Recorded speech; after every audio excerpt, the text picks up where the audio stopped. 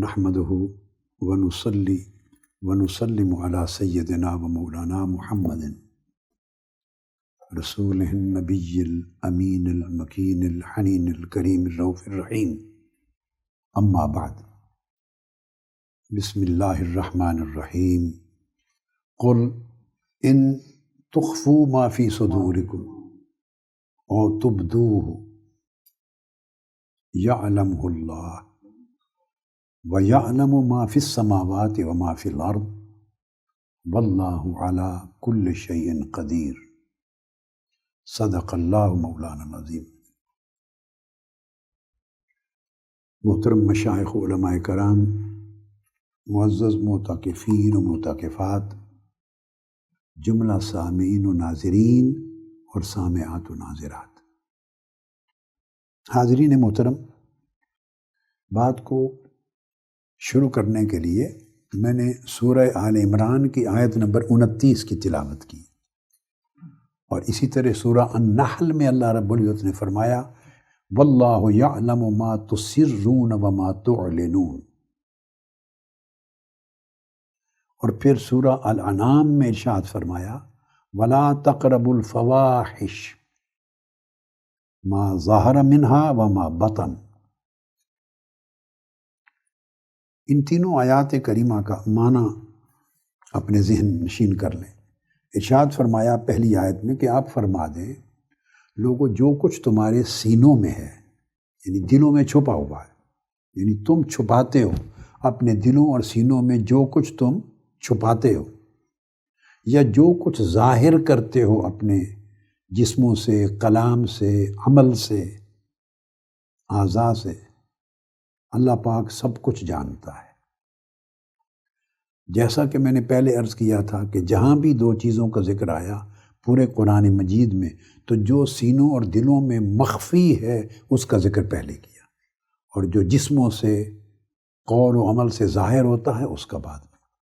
دوسری آیت کریمہ میں بھی یہ فرمایا جو کچھ تم چھپاتے ہو اللہ اس کو بھی جانتا ہے، یعنی دلوں میں، اور جو ظاہر کرتے ہو اپنے قول و فعل سے وہ بھی جانتا ہے۔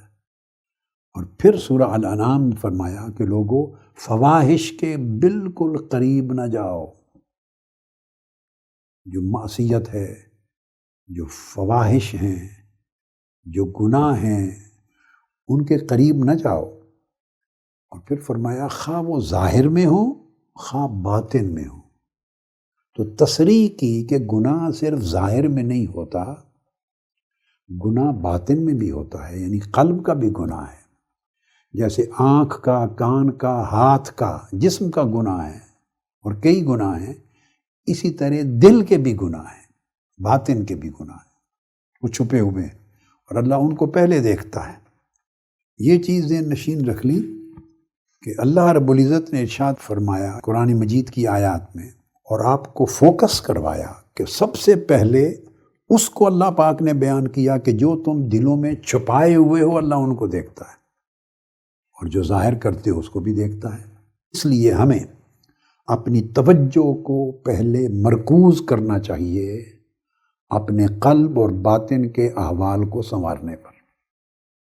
یہ جاننا چاہیے کہ ہمارے دل میں امراض کیا ہیں، یعنی قلب سقیم، قلب مریض یا قلب علیل، دل کی علل کیا ہیں، مرضیں کیا ہیں، دل کے اندر کیا رذائل ہیں، دل کے اندر ہمارے کیا خبائث ہیں، کیا نجاستیں ہیں، کیا غلاظتیں ہیں، کیا برے اخلاق ہیں، ہمارا دل کس بری حالت میں مبتلا ہے اور اس کی مرض کی نوعیت کیا ہے، اس پر فوکس کرنا چاہیے کہ جب تک وہ درست نہیں ہوگا ہمارے ظاہر میں کوئی خیر وجود نہیں پا سکتی، اور ہم اس کو ظاہر کرنا بھی چاہیں اور کر لیں تو وہ قبول نہیں پا سکتی۔ حضور نبی اکرم صلی اللہ علیہ وسلم نے فرمایا ان اللہ لا ينظر الى اجسادکم ولا الى صورکم ولکن ينظر الى قلوبکم۔ اسے امام مسلم نے روایت کیا، رواہ مسلم۔ آقا علیہ السلام فرماتے ہیں کہ باری تعالیٰ تمہارے جسموں کو نہیں دیکھتا، یہ اور معنی میں ہے، وہ تو سب کچھ دیکھتا ہے، عالم الغیب والشہادہ ہے، جسم بھی دیکھتا ہے اور باطن بھی دیکھتا ہے، قلب و روح بھی دیکھتا ہے۔ مگر یہاں اللہ رب العزت ہمیں متوجہ فرما رہے ہیں کہ اگر تم اپنے ظاہر کو، جسموں کو اور اپنی صورتوں کو نیک اعمال کے ذریعے مزین کر لو اوپر سے، جسے لوگ دیکھیں اور آپ کا خیال ہو کہ یہ میرے نیک اعمال ہیں، یہ میرے کپڑے ہیں، یہ میرا جبہ ہے، یہ میرا کبہ ہے، یہ میری وضع قطع ہے، یہ میری شکل و صورت ہے، یہ میرے طور طریقے ہیں، تو اگر اپنے ظاہر کو جتنا بھی چاہو مزین کر لو، خوبصورت کر لو، آراستہ کر لو، تو اس حدیث پاک میں یہ بتایا جا رہا ہے اس سے تم لوگوں کو دھوکہ دے سکتے ہو،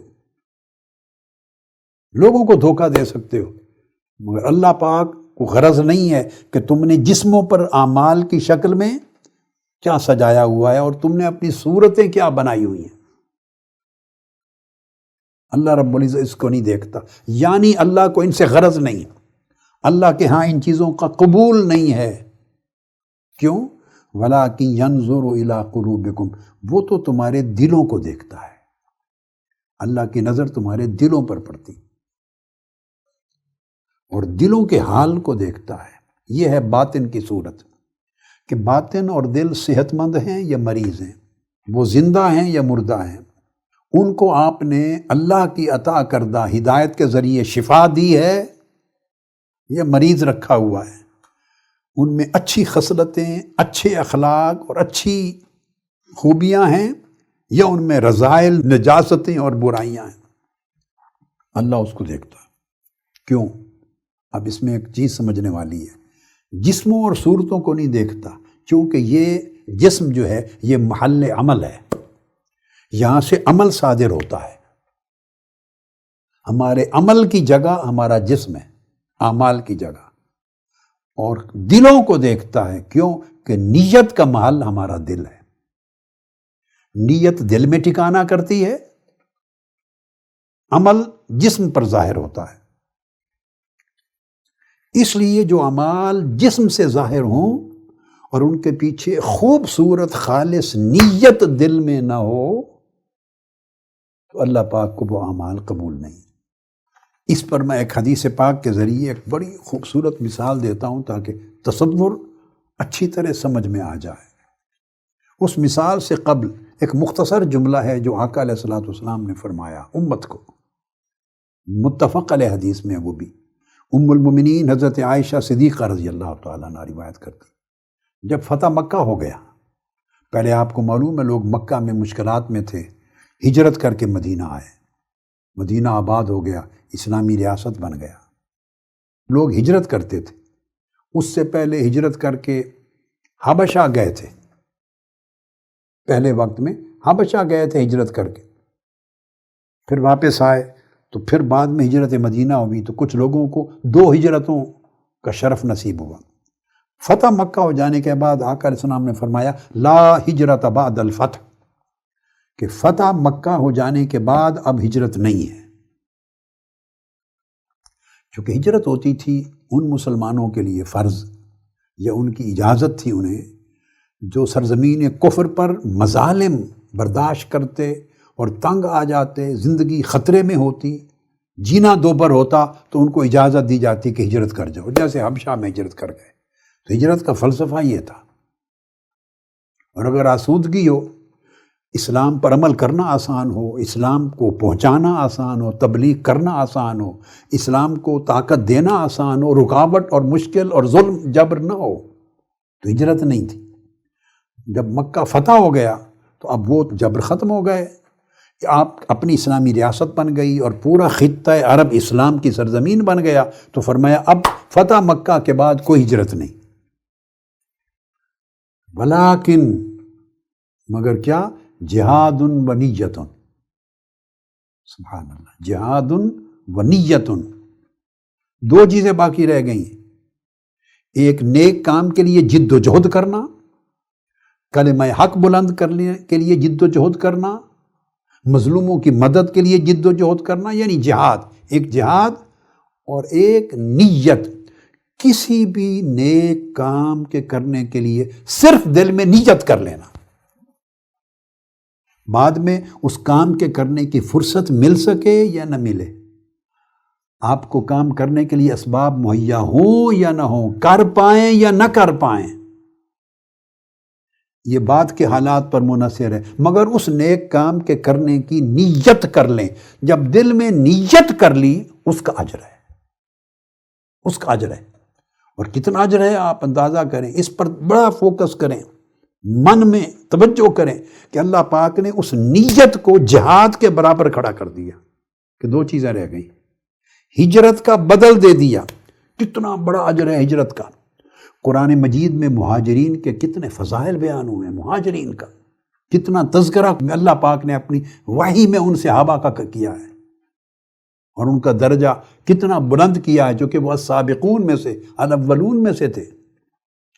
مگر دیکھیے جب اس ہجرت کو بند کیا تو اس کے بدلے میں دو چیزیں جاری رکھی امت میں، ہجرت کے عوض ایک جہاد، اور جہاد کا معنی وسیع ہے، اور ایک نیت۔ ہر نیک کام کے لیے آپ نیت کر لیں۔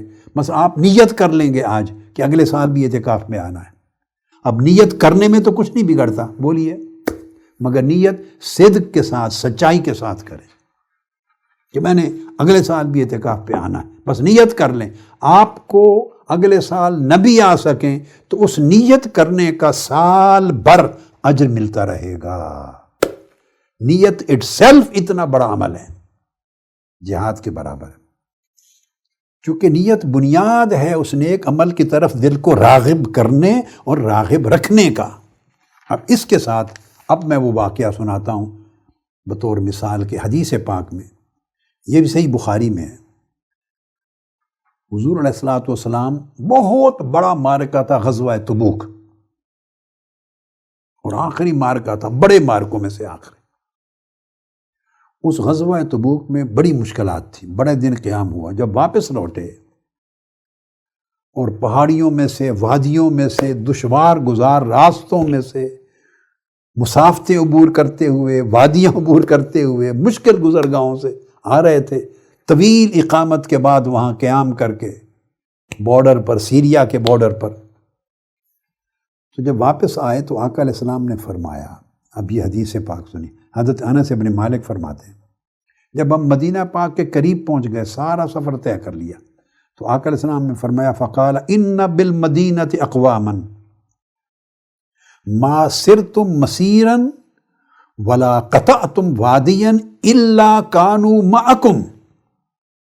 آقا علیہ السلام نے فرمایا، ہمیں جو غزوہ تبوک میں شریک ہوئے تھے صحابہ کرام، ہزاروں کی تعداد میں، فرمایا سنو، مدینہ میں کچھ لوگ ایسے ہیں، میرے صحابہ میں سے مدینہ میں کچھ لوگ ایسے ہیں کہ وہ تمہارے ساتھ شریک سفر نہ تھے، اس غزوہ تبوک میں نہ تھے، نہ دور دراز کی مسافتیں انہوں نے تمہارے ساتھ قطع کی، نہ دشوار گزار وادیاں عبور کی، نہ سفر حضر کی مشکلات میں تمہارے ساتھ پھنسے، مگر تم نے جتنی مشکلات برداشت کی، جو وادی کراس کی، جو مسافت عبور کی، ہر جگہ الا کانوا معکم، وہ تمہارے ساتھ تھے۔ ہر مشکل میں جہاں سے گزرے، جو منزل عبور کی، وہ تمہارے ساتھ تھے، اجر کے اعتبار سے تمہارے ساتھ کیسے تھے؟ اجر کے اعتبار سے۔ تو صحابہ کرام کہتے ہیں، قالوا یا رسول اللہ وہم بالمدینہ، عرض کرتے ہیں یا رسول اللہ یہ کیسے ہو گیا، وہ ہمارے ساتھ ہی نہیں آئے، وہ مدینہ میں رہے، جب مدینہ میں رہے تو ہمارے ساتھ شریک کیسے ہو گئے ہر چیز میں؟ آقا علیہ السلام نے فرمایا، قال وہم بالمدینۃ حبسہم العذر، وہ آنا چاہتے تھے، ان کی نیت تھی، خواہش تھی، مگر ان کو مجبوری نے، عذر نے باندھ رکھا تھا، وہ آ نہیں سکے، ان کے پاس سواریاں نہیں تھیں، سفر لمبا تھا، سواری کے بغیر کوئی جا نہیں سکتا تھا، اور ہمارے پاس زائد سواریاں نہیں تھی کہ ان کو دے دیتے۔ یہ آگے وضاحت کر رہا ہوں۔ وہ آقا علیہ السلام کی بارگاہ میں آئے، ان کا ذکر قرآن مجید میں بھی آتا ہے، اور ان کے آنسو گرے، روئے، یا رسول اللہ ہمارے پاس سواریاں نہیں، ہم غزوہ تبوک پہ آنا چاہتے ہیں، اور آقا علیہ الصلوۃ والسلام کے پاس بھی ایکسٹرا نہیں تھی کہ انہیں مہیا کر دیتے، اور گرتے ہوئے آنسوؤں سے واپس پلٹے۔ یہ عذر تھا جس کی وجہ سے وہ مدینہ طیبہ میں رہ گئے، ساتھ نہیں آ سکے۔ اب آگے اس کے لیے حضور علیہ الصلوۃ والسلام نے ایک اور حدیث میں اس کی اور وضاحت فرمائی۔ صحابہ کرام نے پوچھا قالوا وکیف ذلک یا رسول اللہ ولیسوا معنا، آقا یہ کیسے ہو گیا کہ تمام دشوار گزار راستوں، منزلوں اور وادیوں میں ہمارے ساتھ رہے، یعنی ہمارے برابر اجر پاتے رہے، حالانکہ وہ ہمارے ساتھ تھے ہی نہیں۔ آقا علیہ السلام نے فرمایا قال حبسهم العذر فشاركوا بحسن النیہ، مجبوری نے ان کو روک رکھا تھا، مگر خوبصورت نیت تھی ان کی یہاں آنے کی، اس نیت نے ان کو آپ کے ساتھ شریک اجر کر دیا۔ یہ ہے قلب و باطن کی اہمیت۔ اگر دل سنور جائے تو دل ہر وقت طاعت کی نیت میں رہتا ہے، طاعت اور عبادت اور نیکی کی محبت میں رہتا ہے، اعمال صالحہ کرنے کے لیے دل بیتاب رہتا ہے۔ آگے ظاہری اسباب مہیا ہوں یا نہ ہوں وہ عذر بن جائے گا۔ اگر اسباب مہیا نہیں ہوئے، بیمار ہو گیا، وقت پہ کر نہیں سکا، پیسے نہیں تھے آ نہیں سکا، جگہ نہیں ملی یہ نہیں کر سکا، مشن کا کام کرنا تھا رکاوٹ آ گئی، نہیں، آپ نیت کر لیں کہ آپ میں سے ہر شخص اٹھ کے اس مشن کی دعوت کو پھیلائے گا، نیت کر لیں۔ ہر شخص آگے مثلا 10 لوگوں کو دعوت دے کر انہیں رفیق بنائے گا، 10 لوگوں کو خطاب اور کتاب پہنچائے گا، 10 لوگوں تک پیغام پہنچائے گا، 10 لوگوں تک اپنے اصلاح اعمال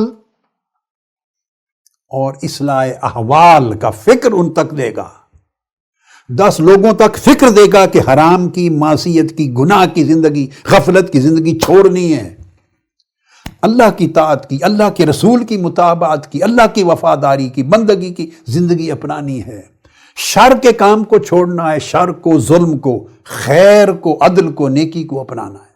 یہ پیغام ہے، قرآن مجید سے رغبت دلائے گا، حدیث پاک سے رغبت دلائے گا، یہ کتابیں پڑھا کرو، آقا علیہ السلام کے فرامین احادیث سے فیض نور لیا کرو۔ تو اس طرح یہ آپ نیت کر لیں، اس کو رفاقت کہتے ہیں۔ وَحَسُنَ أُولَٰئِكَ رَفِيقًا، ان کو اللہ کے نبیوں ولیوں کا اچھا رفیق بنانا ہے، اور ہر شخص یہ نیت کر لے 10 بندوں کو بنانا ہے، اور اس کو رفیق بنانے کے لیے یہ جو ساری ضرورتیں ہیں، اللہ کے دین کو سمجھانا، پہنچانا، اس کی رغبت کو بدلنا، ترجیح کو بدلنا، اس کی صحبت کو بدلنا، اس پر محنت کرنی ہے تاکہ اچھا مسلمان بن جائے اور اچھا انسان بن جائے۔ سب رفاقت کا مقصد یہ ہے۔ منہاج القرآن کوئی بزنس نہیں ہے کسی کا، اس کا یہی مقصد ہے، آقا علیہ السلام کی امت سنور جائے، اگلی نسلیں سنور جائیں، ہمارے گھر سنور جائیں، مستقبل سنور جائے، ہماری زندگیاں تاریکیوں سے، اندھیروں سے نکل جائیں، دین کا، ایمان کا، نسبت رسول اور نسبت ابدیت کا نور مل جائے، بیٹے اخلاق سنور جائیں۔ اچھا، یہ جو نیکی کا کام ہے اس کو شروع کر دیں، آپ نے 10 تک پہنچانے کی نیت کر لیں یا 100 کو رفیق بنانے کی نیت کر لیں، مگر نیت اس غرض سے جو میں نے آپ کو بتائی کہ اسے اللہ کا نیک بندہ بنانا ہے۔ یہ رفاقت ایک ذریعہ ہے، چینل ہے، یہ ایک ٹول ہے، طریقہ کار ہے۔ تو آپ 100 نہ بنا سکیں، 5 بنا لیں، 10 بنا لیں، 8 بنا لیں، جہاں تک پہنچیں۔ آپ نے جس کی نیت کی تھی اللہ پاک اس کا اجر جاری رکھے گا، اور جو کام استطاعت سے باہر ہوگا اس کو اللہ پاک اس عذر میں شامل فرما دے گا جیسے پہلے تھا۔ ابھی میں مثال دیتا ہوں، مثلا آپ رات کو سوتے ہیں، نیت کر کے سوئیں کہ میں نے تہجد کے لیے اٹھنا ہے۔ اب مجھے بتائیں اس نیت کرنے میں کیا جاتا ہے؟ یہ قلب کا حال ہے۔ اس طرح قلب کو مرض سے نکالنا اور صحت یابی کی طرف لے جانا۔ نیت برکت دیتی ہے، حسن نیت، اچھی نیت، نیک نیت دل کو شفا یابی کی طرف لے جاتی ہے۔ یہ ایک میڈیسن ہے، یہ دوائی سجیسٹ کر رہا ہوں آپ کو۔ رات کو جب بستر پہ جانے لگے نیت کر لے کہ آپ رات کو اٹھنا ہے تہجد کے لیے، اللہ کے حضور اللہ اللہ کرنی ہے۔ پھر آپ کی آنکھ لگ گئی، نیند ایسی غالب ہوئی آپ نہیں اٹھ سکے، تو اللہ پاک صبح جب آپ اٹھے تو تب بھی جو نیت کی تھی تہجد کے لیے اٹھنے کی اس کا اجر عطا فرما دے گا۔ اور جو نیند ہے وہ سنیے، وہ اللہ کی طرف سے آپ کے لیے صدقہ بن جائے گا۔ جس نیت نے آپ کو اٹھنے سے روک دیا وہ صدقہ بن جائے گا، اللہ کا عطیہ ہو جائے گا آپ کو۔ اور تہجد کے لیے اٹھنے کی نیت آپ کے نامہ اعمال میں خیر لکھی جائے گی۔ یہ آقا علیہ السلام کی حدیث ہے، حضرت ابو الدرداء نے بیان کی، نسائی، ابن ماجہ، ابن خزیمہ، حاکم۔ یعنی مقصد بات کا یہ ہے کہ آپ اپنے دل کو کنٹرول کریں، چونکہ نیت اللہ کے حضور عمل سے پہلے پہنچتی ہے۔ اور ایک حدیث میں تو یہ ہے کہ حضرت ابن عباس رضی اللہ تعالیٰ نے فرمایا کہ آقا علیہ السلام سے ایک شخص نے سوال کیا، یا رسول اللہ بہترین عمل کیا ہے سارے اعمال میں، بہترین عمل کیا ہے؟ آپ نے فرمایا النیت الصادقہ، بہترین عمل یہی ہے سچی نیک نیت کرنا، نیک کام کی نیت کرنا۔ سو آج کی نشست میں آپ یہ طے کر لیں کہ ہمیشہ نیت اچھی رکھیں گے۔ سلف صالحین بتایا کرتے تھے کئی مرتبہ ایسا ہے کہ عمل خود چھوٹا ہوتا ہے مگر نیت اس کو بڑا بنا دیتی ہے۔ رب عمل صغیر تعظمہ النیہ ورب عمل کبیر تصغرہ النیہ۔ عمل چھوٹا ہے، تھوڑا ہے، مگر نیت اس کو اپنے اجر کے اعتبار سے، قبولیت کے اعتبار سے بڑا بنا دیتی ہے۔ کبھی عمل بہت بڑا ہوتا ہے مگر نیت اس کو چھوٹا کر دیتی۔ اس لیے سلف صالحین، پہلی صدیاں جو گزری جن میں اچھے لوگوں کے زمانے تھے، مبارک زمانے تھے، ان کے بارے میں امام سفیان ثوری فرماتے ہیں کانوا یتعلمون النیۃ للعمل کما تتعلمون العمل۔ جس طرح تم عمل کو سیکھتے ہو نا، آج احکام اور اعمال کو سیکھتے ہو، ہم سے پہلے لوگ نیت کو سیکھا کرتے تھے کہ نیت اچھی کیسے ہو۔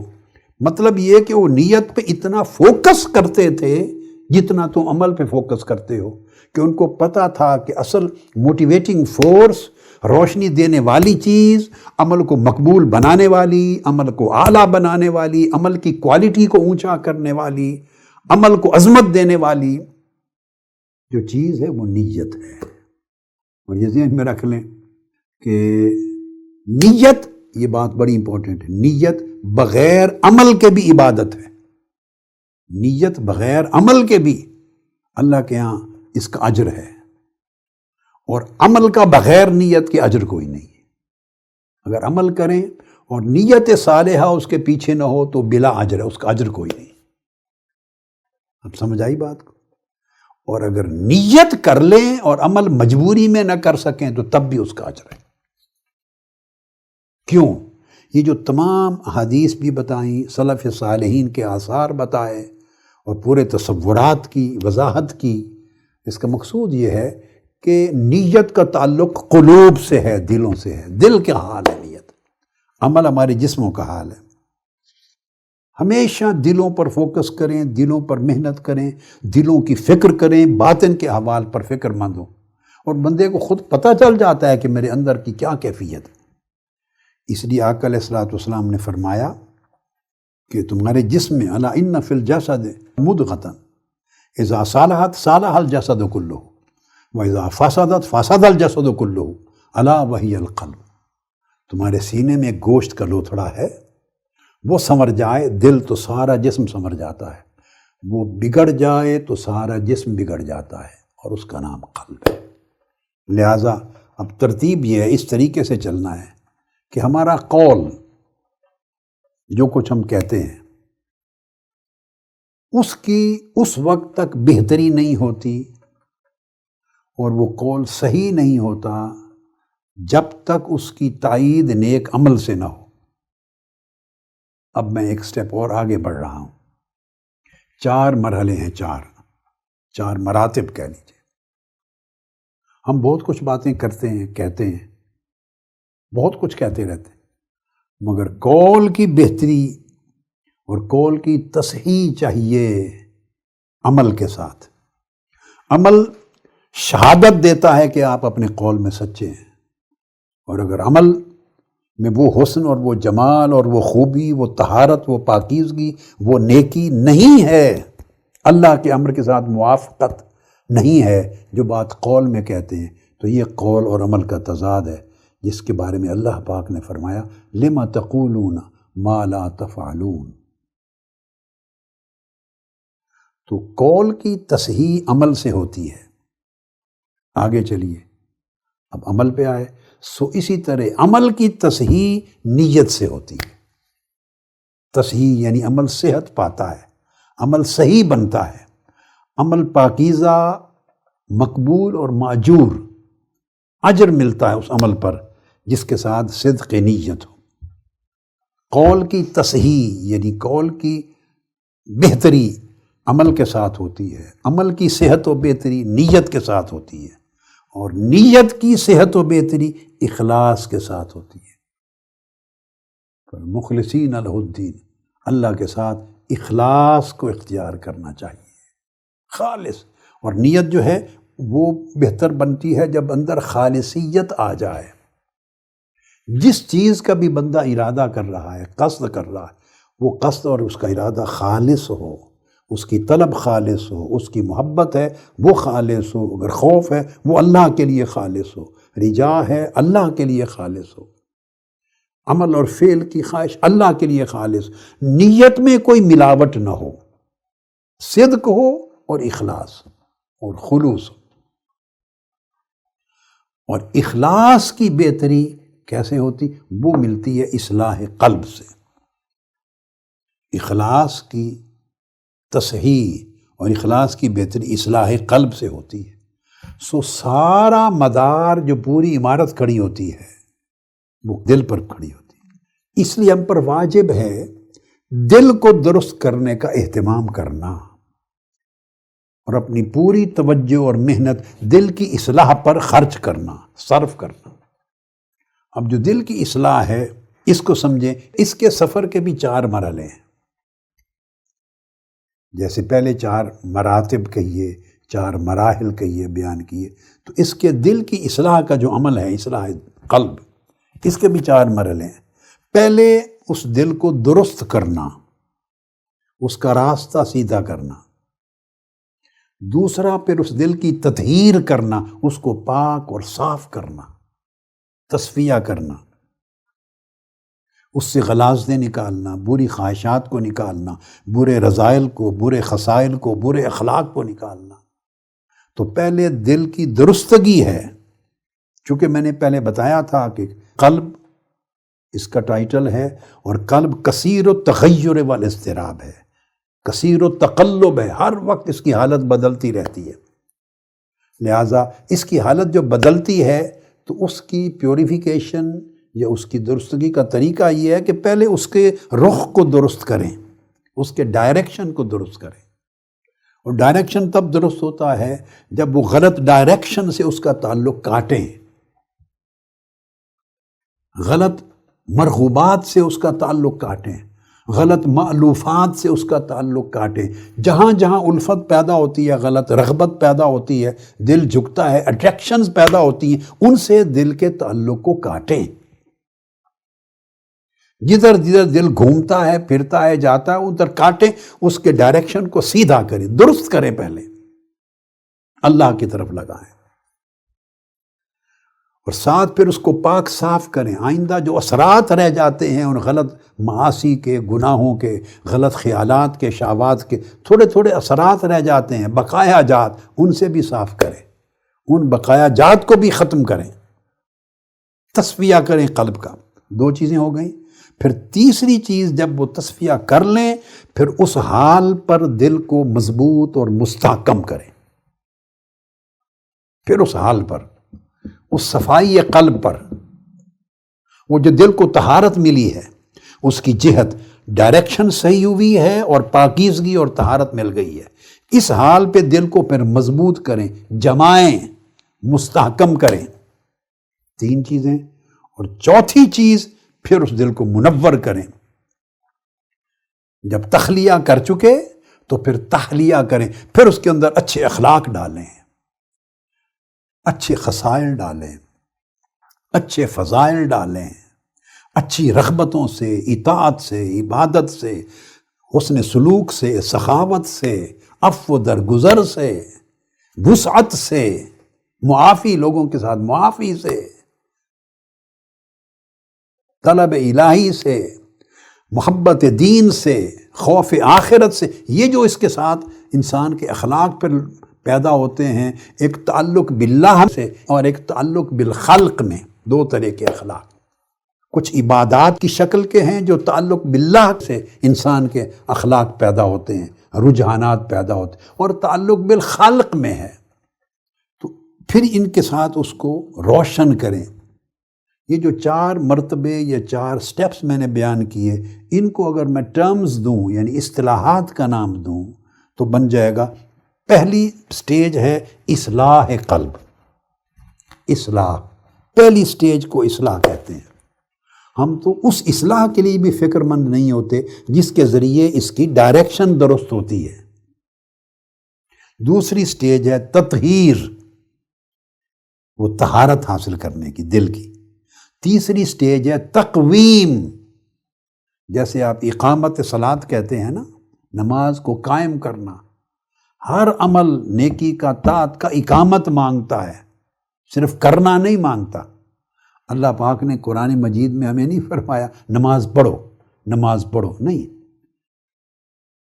نماز پڑھنا ایک وقت کا فعل ہے، ایک عمل ہے، خاص حیات اور حرکات و سکنات کے ذریعے ایک عبادت کے ایک عمل کو انجام دینا ہے۔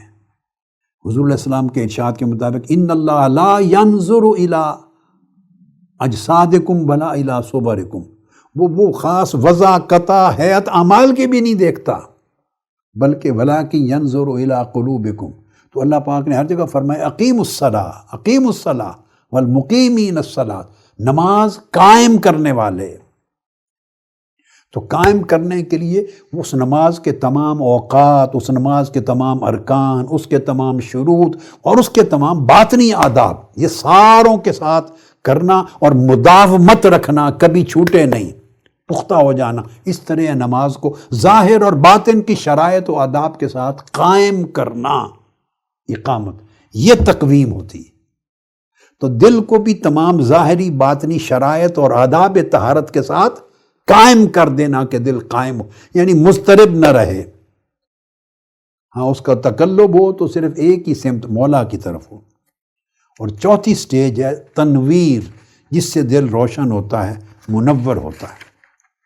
اب دل کی ڈائریکشن کو درست کرنے کا مطلب ہے کہ آپ دل کے معالجے کی طرف چل پڑے، علاج کی طرف چل پڑے۔ درستگی کا مطلب یہ ہے اصلاح کا۔ تو جیسا میں نے پہلے عرض کیا کئی بار کہ کسی چیز کی اصلاح نہیں ہو سکتی جب تک غلطی معلوم نہ ہو، علاج نہیں ہو سکتا جب تک مرض معلوم نہ ہو۔ پہلے تشخیص کرتے ہیں، مرض معلوم کرتے ہیں تو اسی کا علاج ہوتا ہے نا۔ آپ کے پیٹ میں درد ہے تو آپ سر درد کا علاج کرتے پھرے، اس طرح نہیں ہوتا۔ تو پہلے تشخیص کرنی ہے مرض کیا ہے۔ اب دل کے جو امراض ہیں یا دل کا مرض کہہ لیں، illness of heart، وہ illness of heart جو ہے وہ دراصل ایک فساد ہے دل کا۔ دل اپنی صحت کھو دیتا ہے، اور اس کا مریض ہو جانا اس کا مطلب ہے دل میں فساد آ گیا ہے۔ جب فساد آ جاتا ہے تو وہ دو میں سے کوئی ایک چیز کرتا ہے، یا دل اس بندے کے تصورات کو، کانسیپٹس کو، آئیڈیاز کو، تھاٹس کو خراب کر دیتا ہے، یا اس کے ارادات کو، اس کے انٹینشنز کو، موٹیوز کو وہ خراب کر دیتا ہے۔ وہ فساد یعنی دل میں جب مرض آتی ہے وہ مرض فساد ہے، اور وہ دو میں سے کوئی ایک صورت اس سے پیدا کرتی ہے۔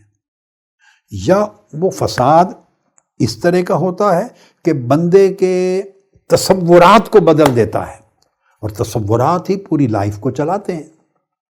تصورات کے گرد ہی تو پوری زندگی گھومتی ہے، آپ کے اعمال، آپ کے ایکشن، آپ کی ایکٹیویٹیز، آپ کی لائف پوری اس کے ارد گرد گھومتی۔ اگر تصور ہی غلط ہے تو اس کا مطلب ہے آپ کی زندگی کی ساری سرگرمیاں غلط ہو گئی۔ تو بعض امراض ایسی ہیں، مرض کی ایک قسم یہ ہے کہ وہ آپ کے تصور کو خراب کرتی ہیں۔ لہٰذا دیکھنا چاہیے کہ یہ غلط تصور کہاں سے آیا ہے۔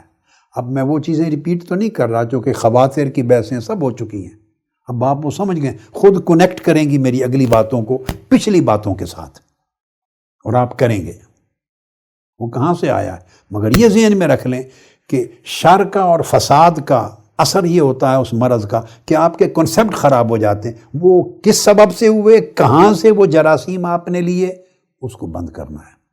جو میں پہلے کہہ چکا ہوں، بچوں نوجوانوں کے لیے، بیٹے بیٹیوں کے لیے جو اسکول گوئنگ ہیں، کالج گوئنگ ہیں، یونیورسٹی گوئنگ ہیں، جیسے جیسے ایکسپوجر ہوتا ہے، ماڈرن ورلڈ ہے، ٹیکنالوجی ہے، آپ کے چینلز ہیں، پوری ورلڈ پہ کفر کی بحثیں چلی ہوئی ہیں.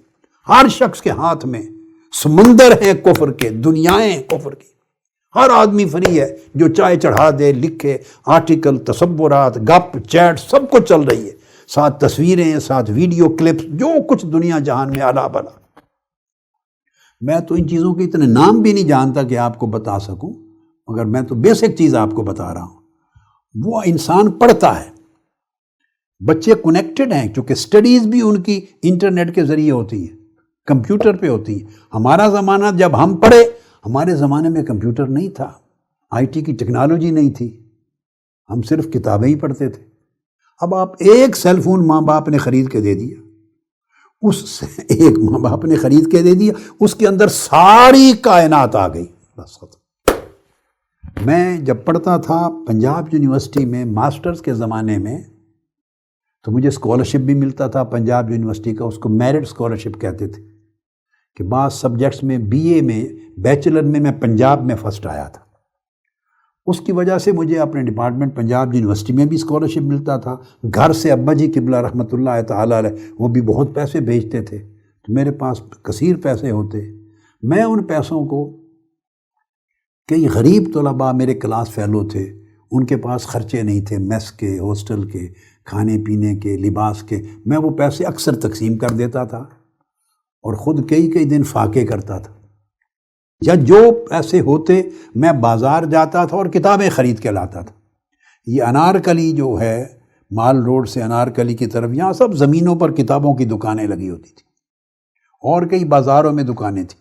مال روڈ پر آگے جا کے شاپ سے، یہ پرانے لاہور کا کلچر تھا علم اور ادب کا، ہر قسم کی کتاب ملتی تھی. آگے اور چلے جائیں داتا صاحب دربار کی طرف، تو وہاں پہ عربی کی کتب مل جاتی تھی اور دینی کتب ملتی تھی. تو میں یا اپنے ساتھ غریب کلاس فیلوز پہ خرچ کرتا، یا کتابوں کی خریداری کرتا اور خود فاقے کرتا تھا.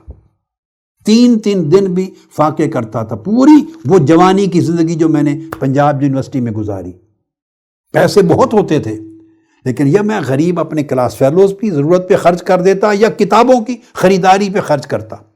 اکثر ایسا ہوتا کہ تیسرے دن جا کے کھانا کھاتا اور صبح چائے کا کپ پی لیا، یا ایک بریڈ کھا لی، یا لسی کا گلاس گرمیاں ہوئی ایک پی لیا، یا ایک بریڈ روکھی سی روٹی کھا لی، بس اس سے سارا دن گزار لیتا. رات کو چائے پی لی، خالی ایک کپ چائے کا پی لیا. مقصد بات کا کہ اس زمانے مشکل سے کتاب تلاش کر کے لاتے اور وہ کتاب پڑھتے تھے. ہمارے گھر کی لائبریری کتب خانہ تھا، بس میں سارا دن وہی کتابیں پڑھتا تھا. اساتذہ سے پڑھنا یا کتب کو پڑھنا، تو اس وقت جو کتاب ہاتھ میں آتی مشکل تھا، اسی سے آپ علم حاصل کرتے تھے. اب کتنی کتابیں خرید سکتا ہے کوئی، کس کے گھر میں کتنی کتابیں ہوں گی، وہ زمانہ تھا. اب وہ دور ہے، ایک سیل فون آ گیا، اس کے اوپر ایپس ہے، تو ساری کائنات کی کتابیں اور ساری کائنات کا خیر و شر کھل گیا آپ کے ہاتھ میں. اب آپ کی مرضی ہے جو کتاب چاہیں پڑھیں. اب اس زمانے میں ہر شہر میں، ہر گھر میں لوگ ناول پڑھتے تھے. ذوق ہے آپ کا، شوق ہے. اب میری زندگی یہ ہے کہ میں نے ساری زندگی بچپن سے لے کے آج تک پوری لائف میں ایک ناول بھی نہیں پڑھا. آپ حیران ہو جائیں گے سن کر یہ بات، نوجوان خاص طور پہ حیران ہوں گے. یہ بزرگ بابا جی ہاتھ اٹھاتے ہیں تو ان کو کیا پتا ناول کیا بلا ہے. اصل تو نوجوان اس کو سمجھیں گے کہ وہ ناول کے بغیر. میں نے آپ کو بتایا آج کی زندگی تک جب میں آپ سے مخاطب ہوں، بچپن سے لے کے ایک ناول بھی پوری زندگی میں نہیں پڑھا. اس میں 50s کا اواخر، 60s کی دہائی، 70s کی دہائی، 80s کی دہائی، ساری کلچر تھا، ہر گھر میں ناول تھے. عورتیں، مرد، بچے، بچیاں چلتے پھرتے ناول پڑھتے تھے. اب آپ کی مرضی ہے کیا پڑھتے ہیں، مگر یہ کہ لمیٹڈ سورس تھا نالج کا. اب میں یہ بتا رہا ہوں، فوکس یہ کروا رہا ہوں کہ اب انلمیٹڈ ہو گیا ہے معلومات. خیر اور شر، نیکی اور بدی، ایمان اور کفر، صحیح اور غلط، تصورات، آئیڈیاز ہر طرف سے آ رہے ہیں، ہر کوئی چڑھا رہا ہے.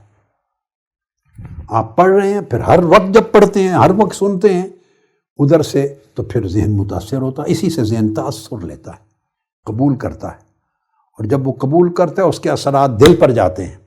جب دل قبول کرتا ہے تو اس سے تصور بدل جاتا ہے، پہلا تصور بدل جاتا ہے، نیا قائم ہو جاتا ہے، اس تصور سے آپ کا زاویہ نگاہ اور زندگی چینج ہوتی ہے۔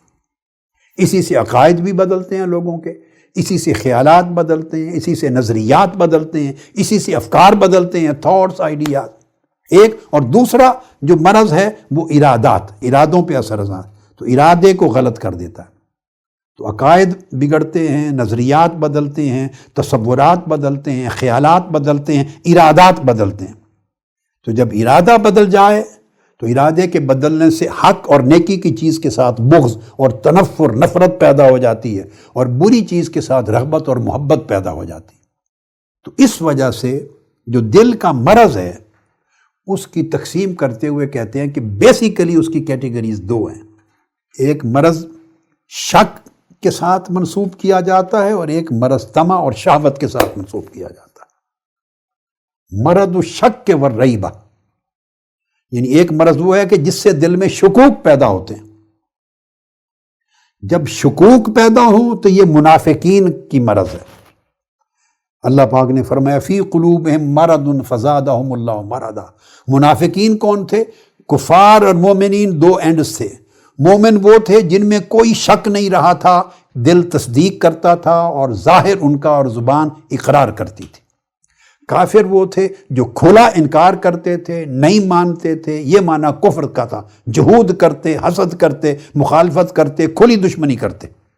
اور ایک تیسرا طبقہ تھا جو نہ مومن تھا نہ اس طرح کا کھلا کافر تھا، درمیان میں ہینگنگ طبقہ تھا، ان کو منافق کہتے تھے، منافقین۔ اور منافق کیوں رہتا تھا؟ منافق وہ شک کی مرض میں مبتلا تھا، اس میں ڈاؤٹس تھے، شکوک و شبہات تھے، اس کو سمجھ نہیں آتی تھی کہ یہ سچا ہے دین یا وہ سچا ہے جس پر ہم پہلے تھے، یہ درست کہتے ہیں یا وہ درست کہتے ہیں۔ تو جو آدمی اپنی پوزیشن کو کلیریفائی نہ کر سکے اور ایک جگہ پہ اپنے آپ کو کیٹیگوریکلی کھڑا نہ کر سکے، ایک پوزیشن نہ لے سکے، neither this way Noor that way, یہ پرانے زمانے کا اعتقادی اینگل سے دیکھیں تو یہ منافق کہلاتا تھا۔ آج اس ایمان اور کفر کے اعتقادی سینس میں منافق نہیں کہتے، اس کو نفاق کہتے ہیں، نفاق فکری، نفاق ذہنی، نفاق قلبی، نفاق عملی۔ تو منافقت کی ایک شکل ہے، اعتقاداً تو وہ اس میں شامل نہیں ہوتے مگر وہی خاصیت ہے اس کو، تو یہ منافق عملی ہے کہ ہمارے فکر میں کنفیوژن ہے، ہم کلیئر نہیں ہوتے زندگی میں۔ سب سے پہلے دل کو مرض سے پاک کرنے کے لیے شک اور شبہ کی جڑ کو کاٹنا ہوتا ہے، اس کی عادت بنائیں زندگی میں، اور اس کا سورس صرف اللہ اور اس کے رسول سے لیں، اور پیمانے اللہ رسول کی تعلیمات پر قائم کریں۔ ایک ہی چیز یا سچ بھی ہو جھوٹی بھی ہو، اس طرح نہیں ہوتا، درست بھی ہو غلط بھی ہو، اس طرح نہیں ہوتا۔ تو شک اور شبہ کی جڑ کو کاٹنا، اور اس کے لیے پھر الگ آگے تذکرہ انشاءاللہ آئے گا، یہ گویا اس پہلی مرض کو ایڈریس کرنا ہے۔ اور دوسرا مرض جو دوسری قسم مرض کی ہے، مرض الطمع والشہوہ، طمع پیدا ہونا، شہوت پیدا ہونا۔ اس کے لیے قرآن مجید میں فرمایا فَيَطْمَعَ الَّذِي فِي قَلْبِهِ مَرَضٌ۔ یہاں اس جگہ پر ایک سورہ احزاب کا ایک مقام ہے، یہاں اشارہ جس بندے یا جس قسم کے لوگوں کے دلوں میں مرض کا ذکر کیا، وہ مرض شکوک و شبہات کی مرض، ڈاؤٹس اور سسپیشنز کی مرض نہیں ہے، وہ ڈیزائرز کی مرض ہے، وہ اٹریکشنز کی مرض ہے، وہ خواہ سیکسول ڈیزائرز ہوں یا ورلڈلی ڈیزائرز ہوں یا فائنانس، وہ خواہشات ہیں، مرض ہے، اس میں شہوت ہے، طمع ہے، حرص ہے، لالچ ہے، جاہ و منصب کی طلب، عزت کی طلب، پیسے کی طلب، شہرت کی طلب وغیرہ وغیرہ۔ تو طمع اور شہوت یہ اور قسم کی چیز ہے، اور جس سے شک اور شبہ پیدا ہوتا ہے وہ یقین کو ختم کرتا ہے، اور طمع توکل کو ختم کرتا ہے۔ شہوت وہ یقین کی جڑ کاٹتا ہے، اور یہ اللہ پہ توکل اور رضا کی جڑ کاٹتا ہے۔ اس طرح اللہ سے تعلق کو توڑتا ہے۔ قلب خواہ مرض شک میں مبتلا ہو، خواہ مرض طمع یا مرض شہوت میں مبتلا ہو، جب قلب مریض ہو جاتا ہے تو اس جیسی ملتی جلتی چیزیں، تصورات، خیالات، خواہشات اس میں ایڈ ہوتی چلی جائیں تو اس کا مرض بڑھتا چلا جاتا ہے اور مریض اور سخت مریض ہوتا چلا جاتا ہے، اور اس کے سد باب کے لیے اس کی مخالف سمت کی چیزیں جو طمع کو دور کریں، شہوت کو دور کریں، یا مرض شک ہے تو شک کو دور کریں، یقین کی طرف لائیں، وہ چیزیں آتی چلی جائیں تو بندہ اس مرض سے شفا یاب ہوتا ہے۔ یعنی مریض کے لیے پھر دیکھنا ہے کہ جب یہ چیزیں اس نے دیکھ لی، ڈائگنوز کر لی کہ میرے اندر بھئی شک ہے، میں شک میں مبتلا رہتا ہوں، شکوک میں، اور یقین کی کیفیت نہیں، تذبذب رہتا ہے، تو پھر وہ ایسی مجلسوں میں، صحبتوں میں نہ جائے، ایسے لٹریچر کو نہ پڑھے، ایسی ویڈیو کلپس کو نہ دیکھے، ایسی کتابوں کو نہ پڑھے، ایسی آن لائن چیزوں کا مطالعہ نہ کرے جو اس کے شک میں اور اضافہ کریں۔ بندہ کیا کرتا ہے، ہماری جو بیسک خرابی وہ یہ کہ پہلے شک پیدا ہو گیا، مصیبت میں پھنس گیا، اب وہ اسی شک کو دور کرنے کے لیے اسی لٹریچر کو اور انہی آن لائن اویلیبل مواد کو پڑھ رہا ہے جس نے شک پیدا کیا تھا۔ وہ کہتا ہے میں اپنا شک دور کرنا چاہتا ہوں، میں کلیئرٹی لینا چاہتا ہوں۔ اس کو پتہ نہیں ہوتا کہ کلیئرٹی نہیں، اس سے کنفیوژن بڑھتا چلا جا رہا ہے، سسپیشن بڑھتا چلا جا رہا ہے، ڈاؤٹس مضبوط ہوتے چلے جا رہے ہیں۔ سو جس جگہ سے مرض ملی تھی بندہ اسی جگہ سے پھر علاج کروانا چاہ رہا ہے، یہ اس کی گمراہی ہے۔ تو دل اس کو وہاں لگاتا ہے، غلط راہ پہ گمراہ کر دیتا ہے۔ وہ مریض کا مرض شدید سے شدید تر ہوتا چلا جاتا ہے، وہ اور پڑھتا ہے اور اس چیز کو دیکھتا ہے، اور اس کو نہیں پتا کہ یہ سارا سورس اس کی مرض شک پیدا کرنے کا سبب ہے۔ اسی طرح جس مجلس اور جس صحبت اور جس دوستی اور جس تعلق سے اور جس جگہ آنے جانے سے مرض طمع اور مرض شہوت پیدا ہوئی تھی، بندہ انہی دوستوں کے ساتھ رہتا ہے، کہتا ہے میں ان کی اصلاح کرنا چاہتا ہوں۔ تم نے کیا اصلاح کرنی ہے؟ خاک اصلاح کرنے والے ہوتے تو وہاں سے جراثیم لے کر نہ آتے۔